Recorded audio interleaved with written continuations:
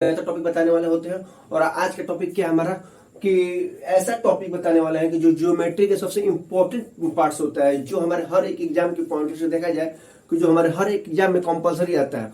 और अगर मैथ में एडवांस मैथ देते तो ये दोनों जो दिखा रहा है ये इतना इंपॉर्टेंट है कि हमारे हर एक पेपर में आएगा, क्योंकि सर्कल भी आएगा, ट्रायंगल आएगा, क्वाड्रिलेटरल आएगा, जितने भी आएंगे सब एक दूसरे के रिलेटेड ही आएंगे। और ऐसे मिक्स बन कराते हैं ना कि लोग कंफ्यूज हो जाते हैं कि यार इस क्वेश्चन को हम कैसे सॉल्व करें, ये कैसे सॉल्व नहीं होगा, किस क्वेश्चन को छोड़ देना ही बेहतर रहेगा। लेकिन किसी भी मैथ के क्वेश्चन को छोड़ना सबसे बड़ी बेवकूफी होती है।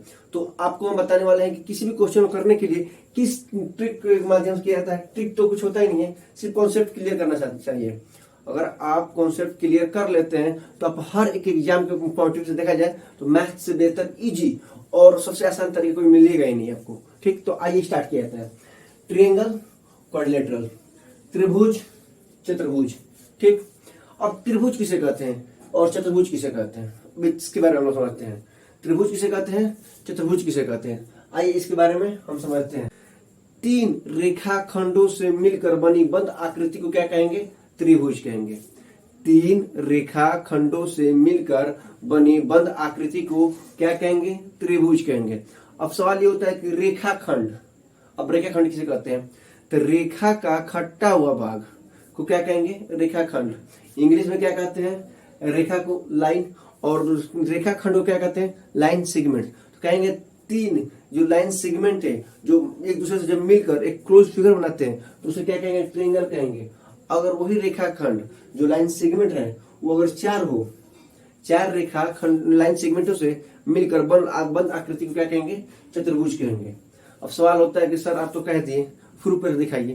तो तीन रेखाखंड मतलब तीन रेखाओं का कटा हुआ भाग को क्या कहेंगे, त्रिभुज कहेंगे। और यहाँ पर कंडीशन क्या रहेगा, चार रेखाखंडों से बनी बंद आकृति को क्या कहेंगे, चतुर्भुज कहेंगे। तो एक रेखाखंड ये है, कुछ किए, दूसरा ये है। ठीक, एक सीधी रेखा है, एक सीधी रेखा है, रेखा का कटा हुआ भाग को क्या कहेंगे, रेखाखंड।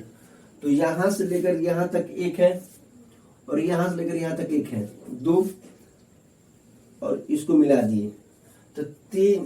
देखो, एक, दो, तीन, तो तीन रेखाखंडों से मिलकर बनी बंद आकृति को क्या कहेंगे, त्रिभुज। तो क्या ये नियम फॉलो कर रहा है, जी हाँ फॉलो कर रहा है। क्या ये त्रिभुज है, जी हाँ त्रिभुज है। और देखते हैं एक और, एक सीधी लाइन, एक सीधी लाइन। अब ये दिया एक सीधी लाइन है, अब इस सीधी लाइन दिया एक ऐसा लाइन देते हैं। ठीक, एक लाइन सेगमेंट, ये भी लाइन सेगमेंट।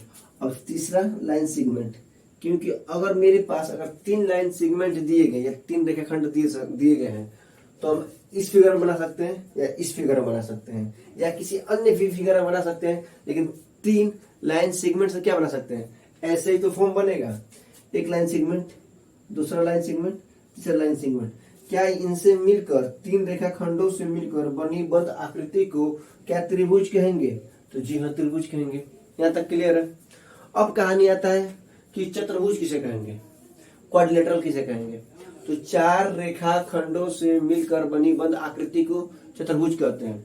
अब चार रेखाखंड, मान लीजिए एक छोटा हो, ये रेखाखंड है, सीधा लाइन चला गया। ठीक, और तीसरा रेखाखंड ये हो गया बड़ा वाला, फिर फोर्थ नंबर लाइन सेगमेंट ये है। ठीक, तो चार रेखाखंडों से मिलकर बनी बंद आकृति को क्या चतुर्भुज कहेंगे। एक ये रेखाखंड है, एक ये है, एक ये है, एक ये है। क्या ये एक चतुर्भुज है, जी हाँ। फिर एक और देखते हैं, एक यहां से लाइन गया, एक यहां से लाइन गया, एक यहां से गया और इसको एक मिल गया। तो चार रेखा, ये भी एक रेखाखंड है, ये भी रेखाखंड है, ये भी रेखाखंड है, ये भी रेखाखंड है। तो कहने का मतलब कि चार रेखाखंडों से मिलकर बनी बंद आकृति को चतुर्भुज कहेंगे। तो जी हाँ चतुर्भुज कहेंगे। यहां तक किसी को दिक्कत, तकलीफ, परेशानी हो तो बताएं, क्योंकि यहां तक आई होप कि किसी को दिक्कत नहीं हुआ होगा कि त्रिभुज किसे कहेंगे, चतुर्भुज किसे कहेंगे। यहां तक किसी को दिक्कत कि त्रिभुज किसे कहेंगे, तीन रेखाखंडों से मिलकर बनी बंद आकृति को त्रिभुज कहेंगे और चार रेखाखंडों से मिलकर बनी बंद आकृति को चतुर्भुज कहेंगे। यहाँ तक किसी को दिक्कत, तकलीफ, परेशानी बताइए।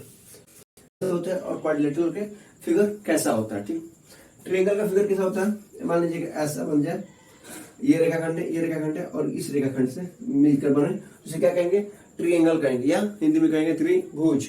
और इसको नामिंग देते हैं ए बी, साइड के नाम सी, और इसमें एंगल देते हैं अल्फा, एंगल बीटा और एंगल गामा। और पूछे कि एक त्रिभुज के अंतः कोणों का योग कितना होता है, तो आप कहेंगे कि 180 डिग्री होता है। एक त्रिभुज के तीनों अंतः कोण मतलब तीनों कोणों का योग alpha plus beta plus gamma equal to कितना होता है, तो आप कहेंगे 180 डिग्री होता है। मत कहने का सेंस कितना है, 180 डिग्री होगा। त्रिभुज ऐसा देते हैं, ऐसा त्रिभुज देते हैं, ये भी तो है, तीन रेखा खंडों से मिलकर बनी बंद आकृति को त्रिभुज कहेंगे। तो एक ये भी त्रिभुज है, एक इस सेट में होगा ना, कि क्या ये भी त्रिभुज है ना, तो क्या ये त्रिभुज के अंतः कोणों का योग जो होगा, क्या ये भी 180 डिग्री होगा, तो जी हाँ, ये भी कितना होगा, 180 डिग्री होगा। यहाँ तक क्लियर है, ये भी क्लियर है, ये भी क्लियर है। अगर तीन सीधी रेखा खंडों से मिलकर बनी बंद आकृति को अगर त्रिभुज बन रहा है या ट्रायंगल बन रहा है, तो आप उसे क्या कहेंगे, उसका सम ऑफ इंटीरियर कितना होगा, एंगल 180 डिग्री होगा। इनका सम कितना होगा, इनका अंतः कोणों का योग कितना होगा, 180 डिग्री कंपलसरी है, होगा। अगर त्रिभुज है तो 180 डिग्री होगा। और भाई चतुर्भुज में देखते हैं, तो चार रेखा खंडों से मिलकर बनी बंद आकृति को, चार रेखा खंडों से मिलकर बनी बंद आकृति को चतुर्भुज कहते हैं। यहां तक क्लियर है।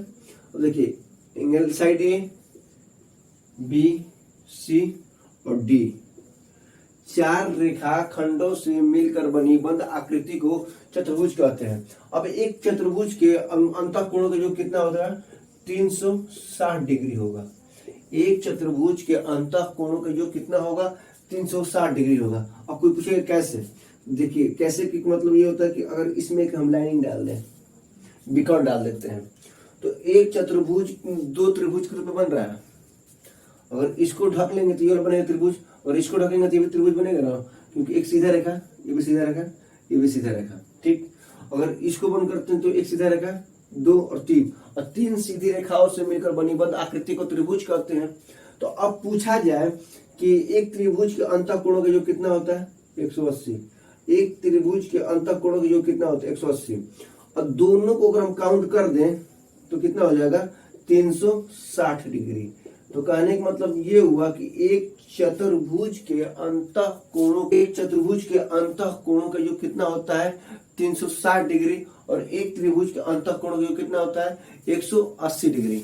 यहाँ तक किसी को दिक्कत परेशानी हुई हो तो आप बताइए, क्योंकि अगले टर्म में हमें क्या करना है, क्वेश्चन को लेना। अब इस क्वेश्चन को देखते हैं। अब क्वेश्चन को हमारा करना है, देखिए एक त्रिभुज है, एक त्रिभुज के अंतः कोणों का योग कितना होता है, 180 डिग्री होता है। एक चतुर्भुज का अंतः कोणों का योग कितना होता है, 360 डिग्री होता है। ये बेसिक क्वेश्चन है, इसको थोड़ा ध्यान से देखिएगा। अगर आई होप के क्वेश्चन हो जाए तो आप सॉल्व कीजिए, नहीं तो हम बताने वाला ही है क्वेश्चन।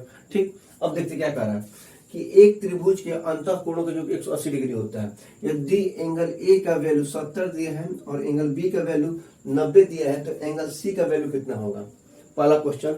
दूसरा क्वेश्चन कह रहा है कि यदि एंगल ए का वैल्यू 6x दिया है, एंगल बी का वैल्यू 2x दिया है और एंगल सी का वैल्यू 4x दिया है, तो आप बताइए कि अगर एंगल ए का मान अगर पूछे तो आप कैसे सॉल्व करेंगे। फिर अगर ये दे रहा है कि angle A, angle B, angle C और एंगल डी, एंगल ए का वैल्यू 7x दिया है, एंगल बी का वैल्यू 9x दिया है, एंगल सी का वैल्यू 6x दिया है और एंगल डी का वैल्यू 8x दिया है। अगर इसको सॉल्व करना है तो हम कैसे सॉल्व करेंगे। ठीक, बस हमको माइंड में बस ये रखना है कि एक त्रिभुज के अंतः कोणों का योग कितना होता है, 180 डिग्री होता है। एक चतुर्भुज के अंतः कोणों का योग कितना होता है, 360 डिग्री होता है। बस इतना क्लियर है, कहानी में मालूम है। अब देखिए इसको कैसे करना है। एक त्रिभुज के अंतः कोणों का योग कितना होता है, 180 डिग्री होता है। तो अब इसको देखिए 70 और 90 जो काउंट करेंगे कितना होगा, 160 होगा। और एक त्रिभुज के अंतः कोणों का मान कितना होता है, 180 डिग्री। तो 90 और 70 को अगर काउंट करेंगे कितना होगा, 160। तो अगर हम 180 में से 160 को माइनस कर देंगे तो वैल्यू कितना बचेगा 20 डिग्री। तो x का वैल्यू हम कितना पुट कर देंगे 20 डिग्री। क्या अभी तो हमारा x का वैल्यू कितना है 20 डिग्री। तो क्या ये क्वेश्चन सही है? तो आइए देखते हैं।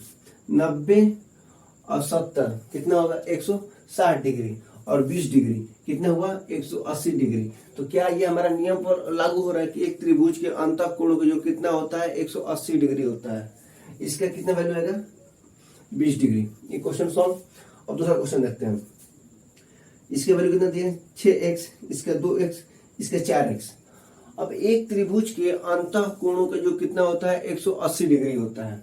अब इसको काउंट करते हैं। 6x प्लस 2x कितना हुआ 8x, अब प्लस 4x 12x कितना आया 12x। 12x का वैल्यू कितना दिया है, क्योंकि एक त्रिभुज में ना सब है। एक त्रिभुज के अंतः कोणों का जो कितना होता है 180 डिग्री होता है। Sum of interior angle equal to 180 degree. ठीक, अब 6x 2x 4x, अगर इनका योग कितना हुआ 12 का वैल्यू कितना दिया होगा वास्तव में 180 डिग्री।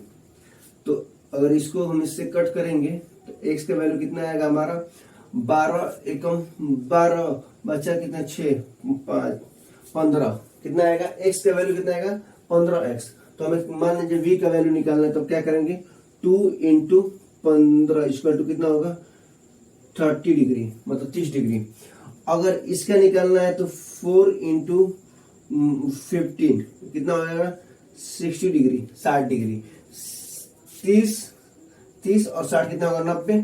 और इसका वैल्यू कितना आएगा 6x x का वैल्यू कितना दिया है 15 कितना हो जाएगा 90 और 60 150 और 150 में अगर 30 को ऐड कर देंगे कितना हो जाएगा 180 डिग्री।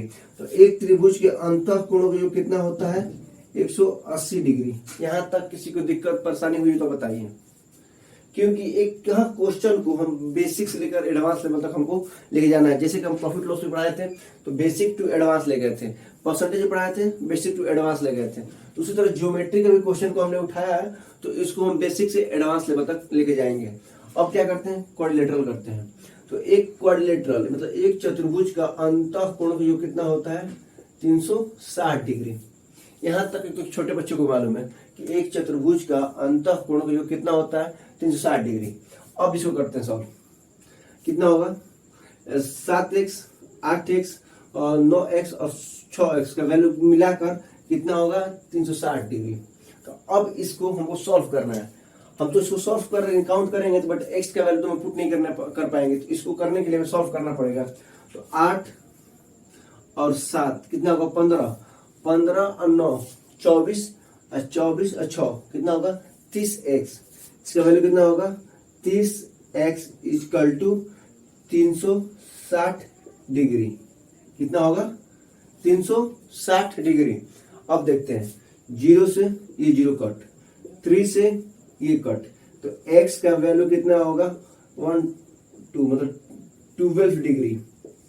x का वैल्यू कितना होगा 12 डिग्री। तो अगर पूछ दे कि एंगल c का वैल्यू कितना होगा तो कहेंगे 6x इक्वल टू, तो 6 दिया है और x का वैल्यू कितना दिया है 12, कितना हो जाएगा 12 5 60 बचे 72।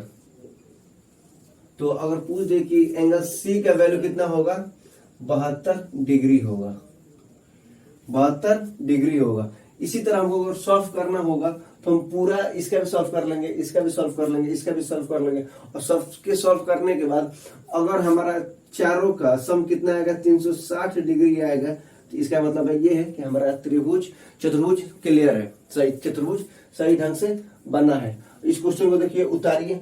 आई होप कि इस क्वेश्चन को करने में और समझने में आपको दिक्कत हुआ नहीं होगा।